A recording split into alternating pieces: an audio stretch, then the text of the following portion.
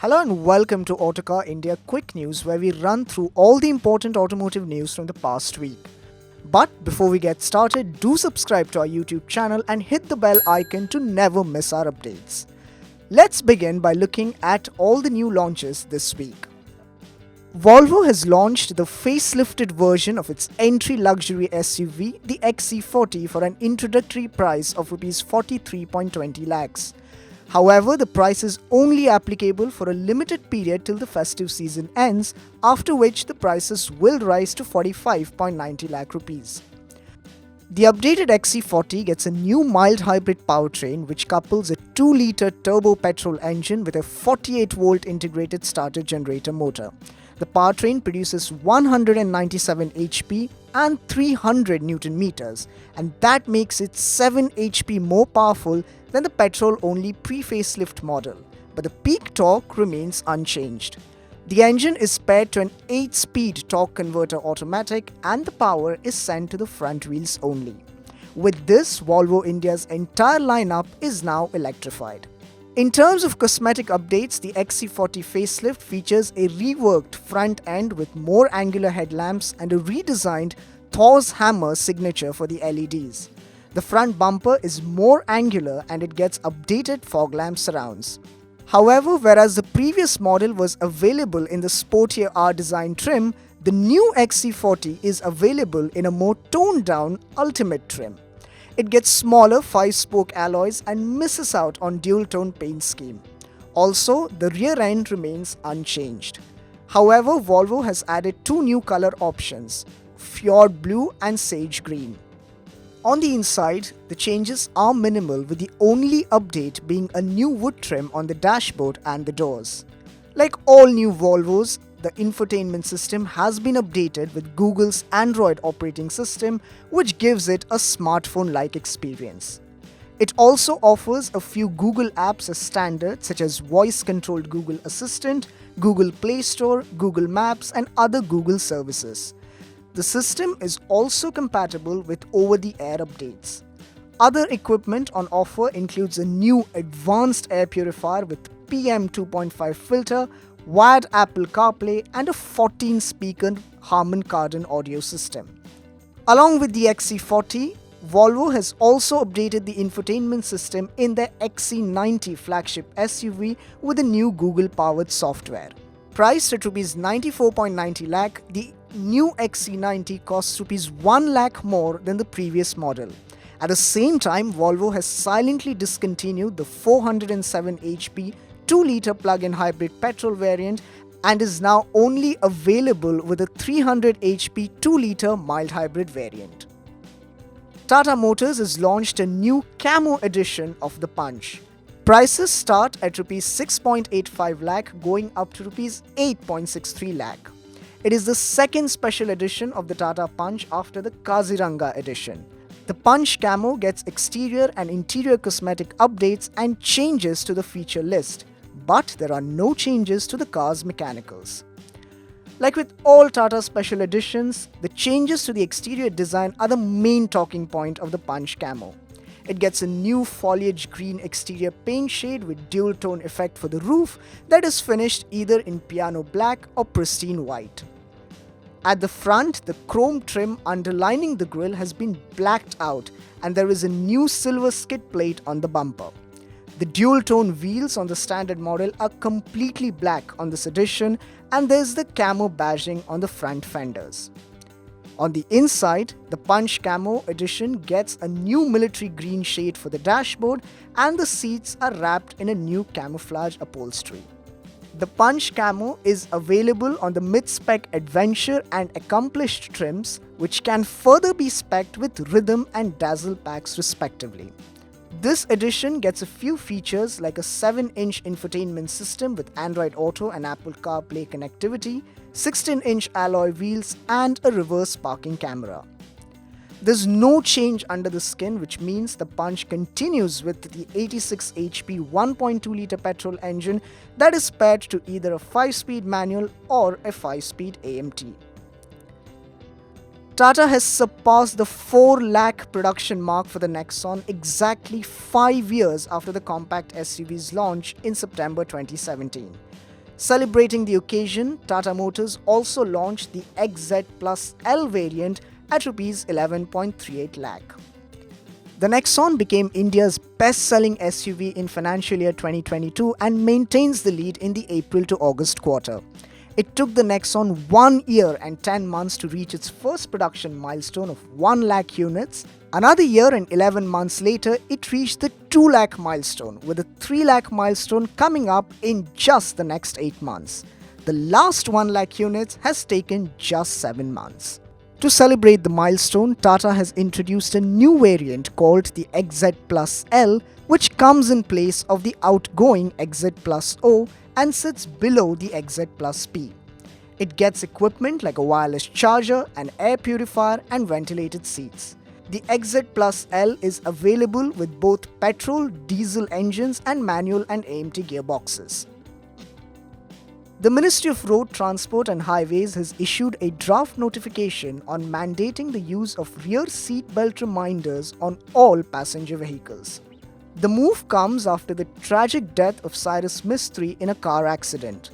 Union Minister of Road Transport and Highways, Shri Nitin Gadkari, has announced that his ministry will be looking at making a seatbelt warning system mandatory for rear seat passengers.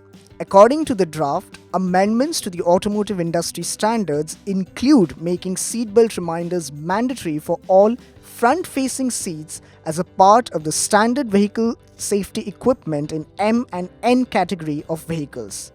While the Minister Shri Gadkari had earlier said there will be an additional penalty imposed on not wearing a seatbelt, that has not been included in the draft notification. Mark your calendars, classic car enthusiasts, the Mercedes-Benz Classic Car Rally is back. And the good news is that, just like the first rally in 2014, it will be for 2 days. So set your calendars aside for 19th and 20th November and fix your destination at Taj Land's End in Bandra. The 9th edition of the rally, like all the ones before, will have a wide array of meticulously restored Mercedes-Benz models across several decades. They will also be accompanied by rare models such as the Adenauer limousines in at least 2 variants, the entire 170V range, and a couple of S-Class coupes. The event will also see some modern classics including the SLS Coupe and Roadster and multiple SL generations. The rally will also see all the 7 generations of the S-Class on display to commemorate the 50th anniversary of Mercedes' flagship sedan.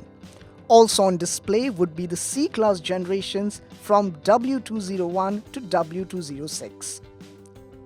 The second day would be open to the public and participants will drive their cars in a convoy along some of Mumbai's most iconic landmarks. MBCCR 2022 will see participants from several parts of the country, including Gujarat, Goa, and Tamil Nadu. Mercedes-AMG has revealed the new C63S, and there's a lot to talk about it. For one, the latest C63S swaps its twin-turbo V8 for a 680 HP plug-in hybrid powertrain, which combines a 475 HP 2-litre 4-cylinder engine and a 204 HP electric motor on the rear axle in a sophisticated 4-wheel drive system. The 2-litre 4-cylinder engine is a development of the unit found in the C43 and SL43. To minimize lag, the turbocharger incorporates an electric motor that runs off the 400-volt electrical system and helps the turbine spool up faster. With 475 HP, the engine on its own is the most powerful 4-cylinder currently in series production.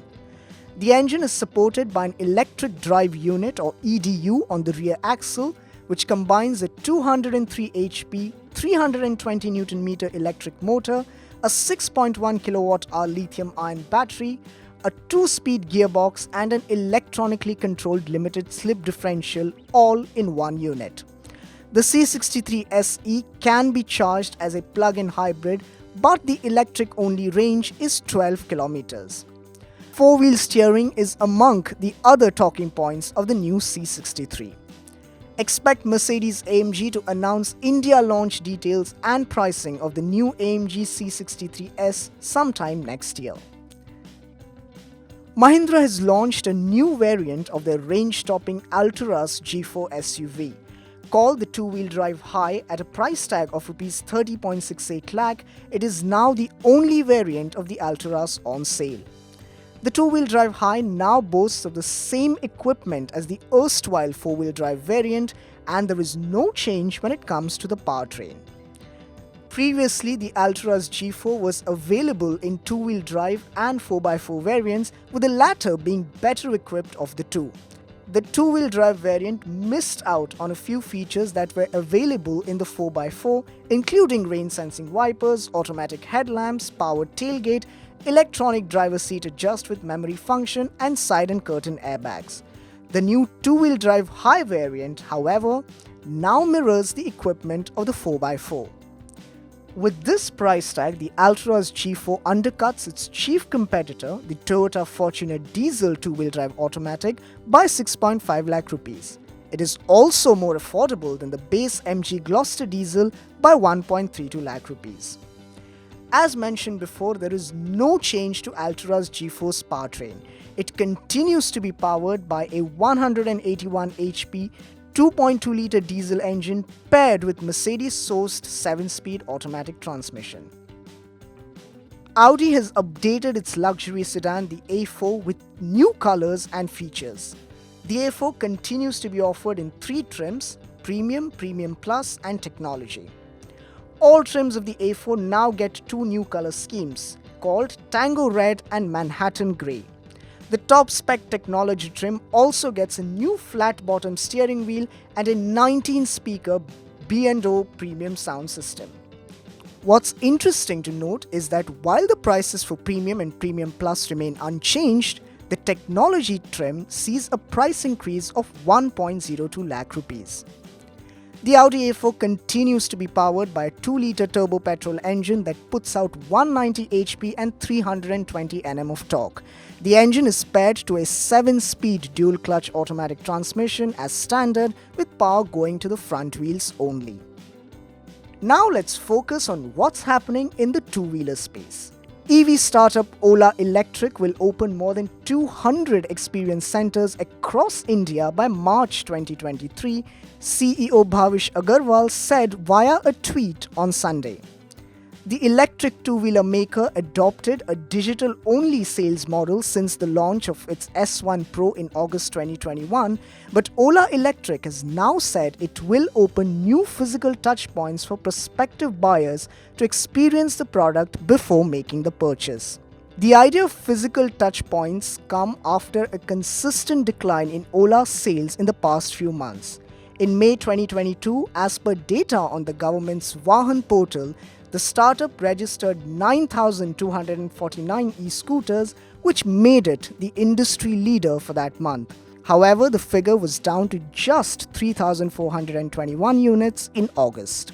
The reason for this decline isn't clear, but the sheer number of customer reports of various issues is likely to have had some effect.